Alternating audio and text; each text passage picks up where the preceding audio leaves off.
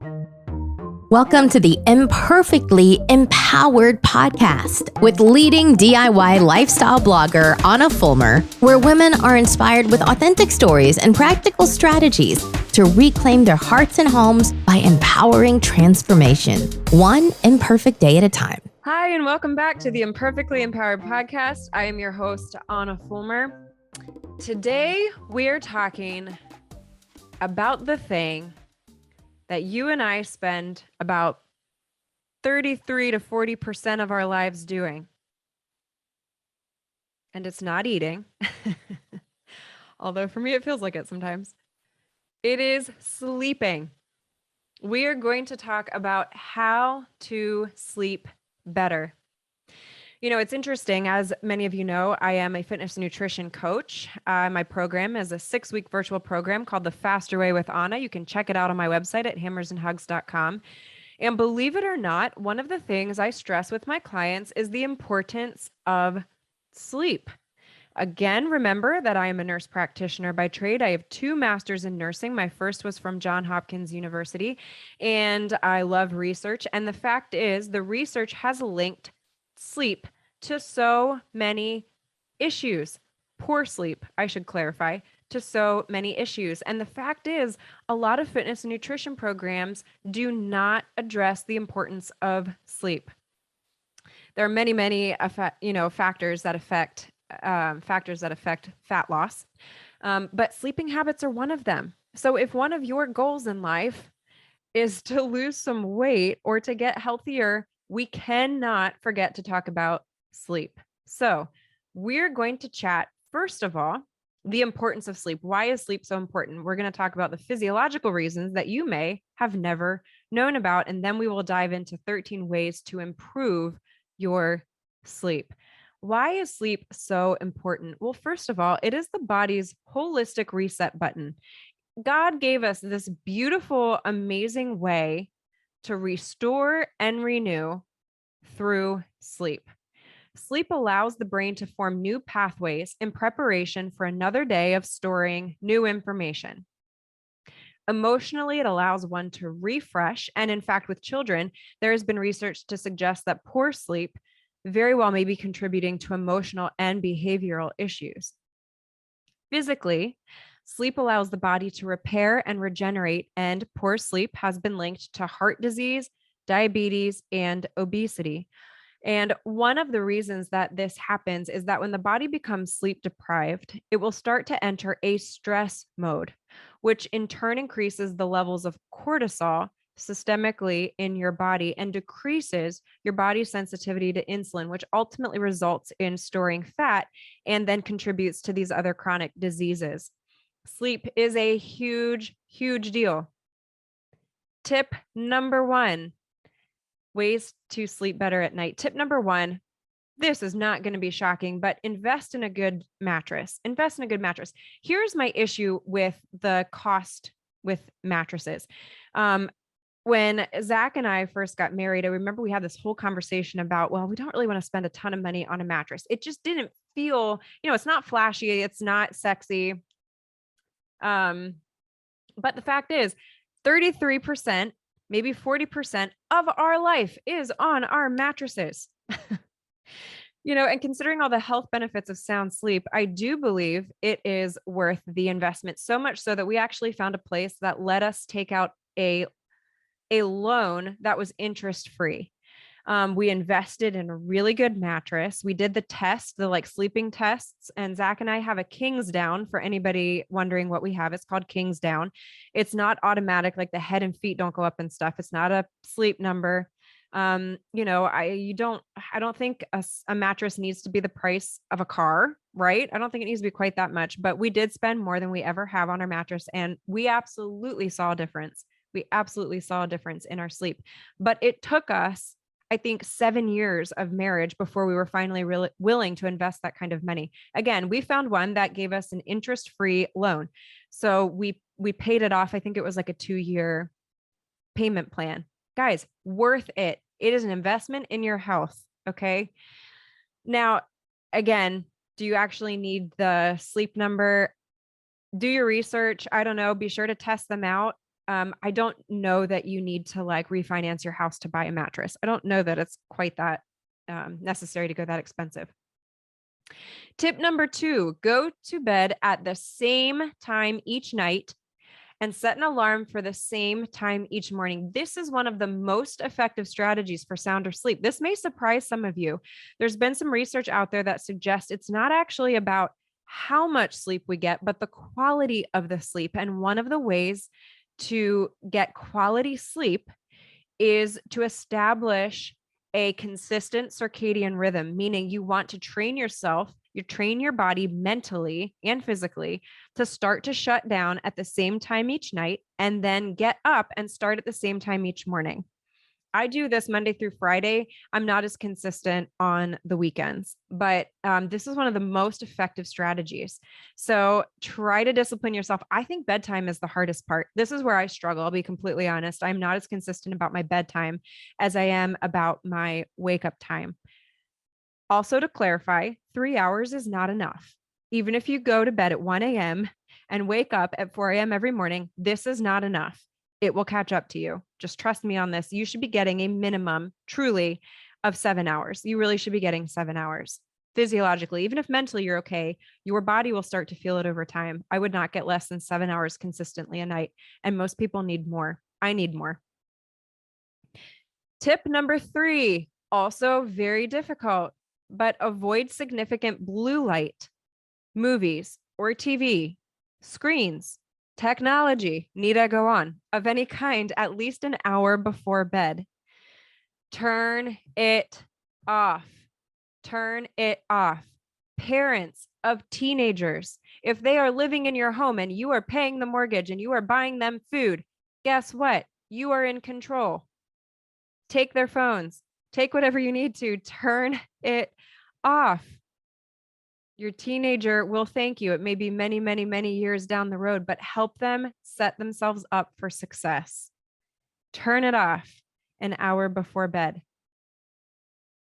Tip number 4 to getting better sleep at night: avoid working out before bedtime. This is actually something a lot of people don't realize, but exercise releases endorphins, especially cardio, and will energize you at the wrong time of the day. A lot of people think, well, as long as I'm working out, it'll make me sleepier.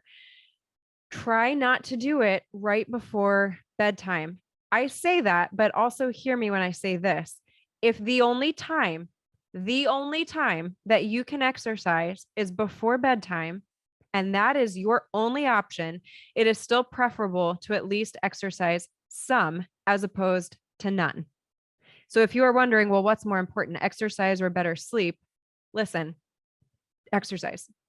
You still need to get your exercise in. So again, if this is the only time that you can do it and waking up earlier in the morning is not an option for you, that's okay. Exercising some is still better than none. But if you have the option, try to establish an early morning routine. If you have not listened to my podcast yet about 7 tips to establish an early morning routine, you 100% need to download that or put it on your save playlist right now, because it is life-changing. An early morning routine is life-changing. There's so much good research behind it. Be sure to check that one out. Avoid working out before bed. Tip number 5, kind of similar to tip number 4, sort of. Avoid food high in sugar before bed. I say that, but the only way this is even slightly similar is it will energize you. It'll give you energy when you don't want energy. All right. Now, it is unhealthy energy. Let me be clear. You will crash and burn kind of energy, but it is ideal not to eat sugar before bed. Now, guess what? Intermittent fasting, for those of my fitness and nutrition clients, you are already practicing this. Intermittent fasting is a whole nother conversation for a whole nother day. I am a huge proponent of intermittent fasting, the 16-8 method, to be clear, where we fast for 16 hours, we eat for 8, we get all our nutrition in an 8-hour window. Well, I have to tell you something that's really fascinating. I get feedback from my clients because, as you know, I love research. I love hard facts. I want to hear from my clients.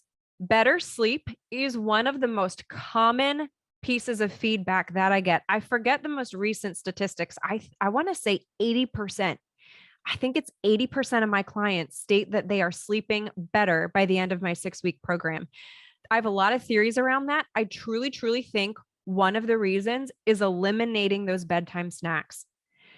Because here's what's really fascinating, again, from a research standpoint, even my clients who have been exercising, meaning what they are changing in the program is their eating habits, not necessarily their exercising habits, they still say that their sleep is improved. I find this really fascinating. And I really believe one of the reasons is we eliminate those bedtime snacks because we are cutting ourselves off from eating anymore, depending on what your window is. Mine's 10 to 6 p.m. Really common windows are 11 a.m. to 7 p.m., 12 p.m. to 8 p.m. So avoiding those bedtime snacks, I truly, truly think is helping people sleep better. So interesting side notes there. Tip number 6, consider investing in a clock where the face can be turned off, but the alarm still functions. Believe it or not, research has shown you are more likely to fall back asleep if you do not look at the clock. Do not look at the clock. If you have an alarm set, have faith that your alarm is still going to go off regardless if you know what the time is or not. All right. When you wake up in the middle of the night, do not look at the clock in your room. Do not look at your cell phone. Don't turn it on. It's a stimulant. That blue light is a stimulant. All right. Sunrise alarms.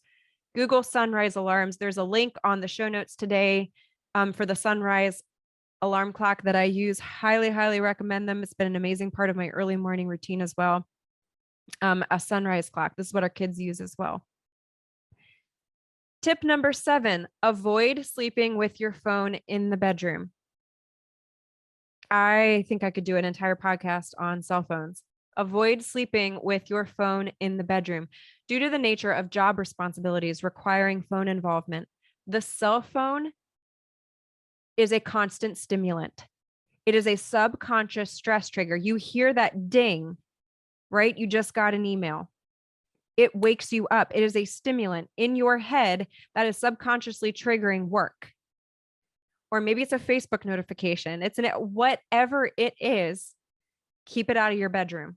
Keep it out of your bedroom. Force yourself to. Deprive yourself of your phone for a little bit. Your entire self will thank you. As my kids say, your whole self will thank you. Your whole self. Keep the phone out of the room. So we survived without cell phones for hundreds and hundreds of years. And I bet people probably slept better hundreds of years ago as well. I personally leave my charging in the kitchen or at my desk overnight. For those of you who have kids so our kids are young right now, meaning they're not going out with friends and staying out till 12 a.m. I have heard some people say, well, what do I do? Because I keep my phone at my bedside in case of like an emergency. Listen, I feel so strongly that phones need to be out of the bedrooms that when my kids get older, my plan actually is to invest in one phone line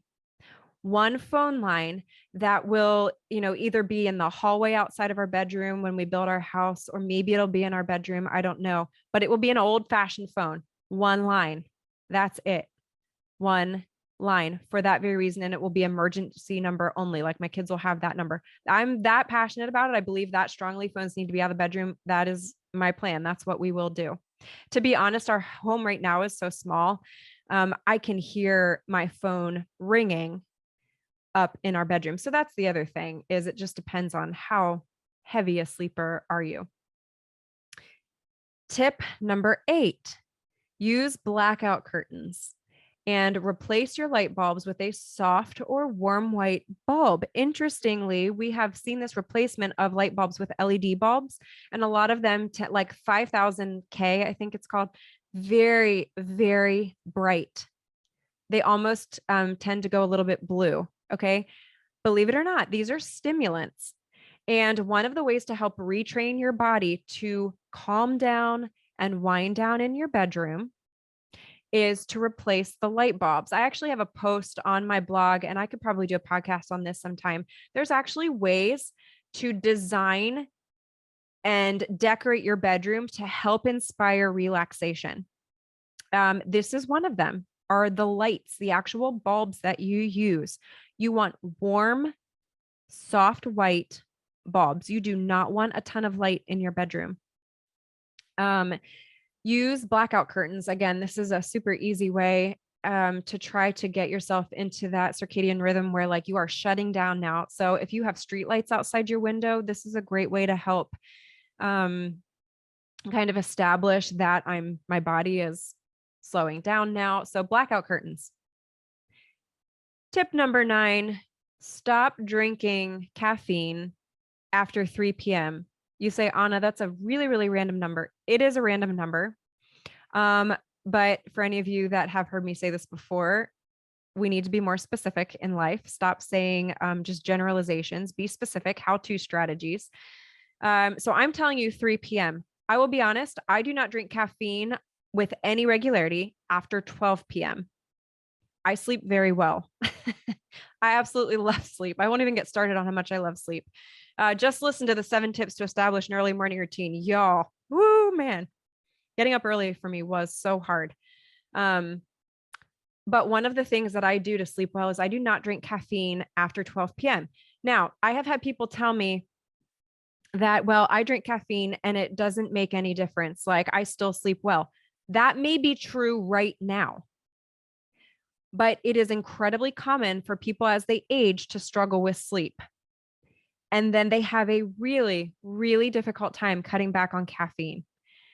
If you do sleep really well and you're still drinking coffee at 6 p.m. at night, okay, maybe you're all right at this moment, but I'm telling you, as you get older, it may become more and more difficult. So just be conscious of that. Cut back on caffeine. Do not drink it after, I would say 12 p.m., but let's start realistically and just say 3 p.m. Stop drinking caffeine. Also be aware of foods that have caffeine, such as dark chocolate. Tip number 10, keep your bedroom on the cool side. Really, really fascinating research with this. It has been shown that people tend to sleep better if they say that their bedroom is on the slightly cooler side. Personal experience, this is 100% true. I think, cold-blooded. I feel like I'm cold all of the time. I need multiple layers in order to survive. But I keep my bedroom cold. Thankfully, Zach and I agree on this. I love it to be cold in my bedroom because I 100% sleep better if I have a blanket on. I absolutely sleep better. So all that to say, we happen to have zone heating in this house, so we can keep our bedroom cooler than the rest of our house. Most people don't have that option. If you have a central monitor, know where that is, meaning this, you don't want to waste energy, right? And have to pay a ridiculous amount of money to heat your house because your bedroom window is open and your bedroom is letting cold air into the rest of the house. So know where that monitor is, where it's actually automating whether or not your heat is turning on or not. For most people, it's on the first floor. But especially if it is on the second floor, just be aware if your bedroom is right beside that central monitor in the hallway, make sure you keep your door closed. But I am dead serious when I say if your bedroom gets too hot at night because of the heat going on, if you live in cold weather states over the winter, open your window just a tiny bit. The fresh air is good for you, but also you want your bedroom to actually be slightly on the cool side. Just make sure you shut that door again so that it's not messing up your electric bill by cooling down the rest of your house. Keep your bedroom on the cool side. So that's a little hack for anybody wondering how you do that and not spend hundreds extra on your electric bill. Tip number 11, we just talked about blankets. Tip number 11, consider using a weighted blanket. So again, here's the interesting thing. Research technically has not demonstrated that I've seen that people objectively have deeper REM sleep using a weighted blanket. However, research participants subjectively report feeling as though they slept better.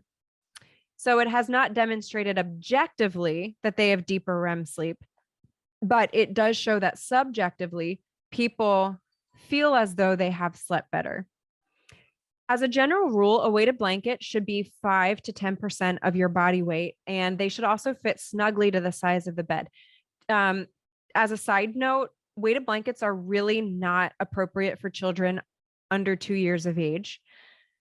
over 2 years of age, assuming they have, there's no developmental delays, they have really good head and neck control, etc.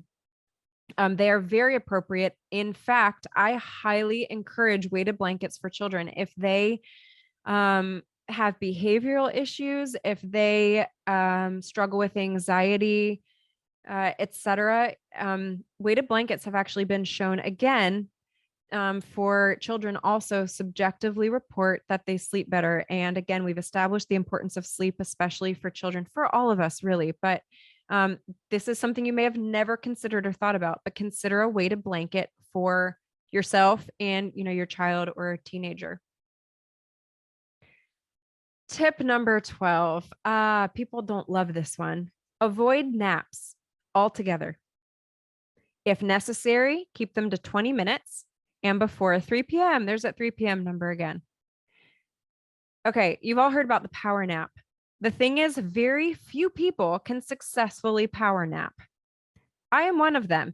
I'll tell you a quick story. My roommate, who was my best friend for 20 years, she died of breast cancer a couple of years ago. Again, different podcast, different story there.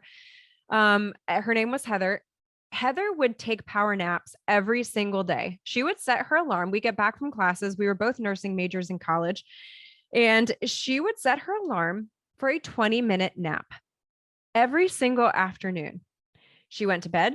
Her alarm went off. She got up and she would sit at her desk and do work. Y'all, I tried to do that one time. I was a crazy person in college. I was a nursing major. I had a minor in Bible. I ran track as well as I was singing, doing a bunch of stuff with music. Crazy woman. Anyway, I was exhausted, especially my freshman year, because I did not balance it well. So I would try to do this. I would try to do power naps. My power nap was 3 hours long. I could not do it. My alarm would go off and I would have rather cut off one of my arms than get up out of bed. Maybe some of you can feel me here, but listen, not everybody can do the power nap. I am one of them. Power naps are just simply not in the cards for me. So the fact is, if you cannot power nap, if you cannot keep it to 20 minutes where you are down for 20 minutes and then you are up, you need to avoid naps altogether. Do not nap. If you have a problem sleeping at night and you are still napping, stop napping. Don't give me any more excuses until you've stopped napping and you've gotten your phone out of your bedroom. Okay, speaking of phones that I just mentioned again, tip number 13. Okay. Tip number 13 is the one that I feel very, very strongly about, second to the phone. Do not keep a TV in your bedroom. Let me repeat, no TV in your bedroom. People, I'm grateful for technology. Don't get me wrong. I'm addicted to Netflix. I should do a whole podcast on my favorite shows. It gets me excited just talking about it. However, the bedroom is meant to be a place of rest. You need to retrain your brain to see your bedroom as a place of rest and relaxation. No technology, no work, no emails, no TV, no bright lights. There is only one type of recreational behavior routinely recommended in a bedroom, and I'm pretty confident it does not need further elaboration. Other than that particular recreational activity, it is meant to be a place of rest. Those are my 13 tips to get a better night's sleep, 13 ways to sleep better at night. What tips do you have for a better night's sleep? I would absolutely love to hear things that worked for you. It doesn't matter if there's no research behind it, right? If it works for you, it might work for somebody else. I would love to hear your suggestions. You can put them on the blog, on the show notes today at hammersandhugs.com. Drop them in the comments here if you're watching on YouTube. I would absolutely love to hear from you. What tips do you have for a better night's sleep? I'll see you here next time. Thank you so much for joining us for this episode of the Imperfectly Empowered podcast. It is my honor to be here with you. I am so grateful for each and every one of you. If you are watching on YouTube, be sure to click the subscribe button below so you don't miss a show, and leave a comment with your thoughts from today's episode below. If you are listening via your preferred podcasting platform, would you help keep us on the air by rating our show and leaving an honest review of your thoughts from today? In case you haven't heard it lately, your story matters and you are loved. This is your host, Ahnafulmer, and I will see you here next time on the Imperfectly Empowered podcast.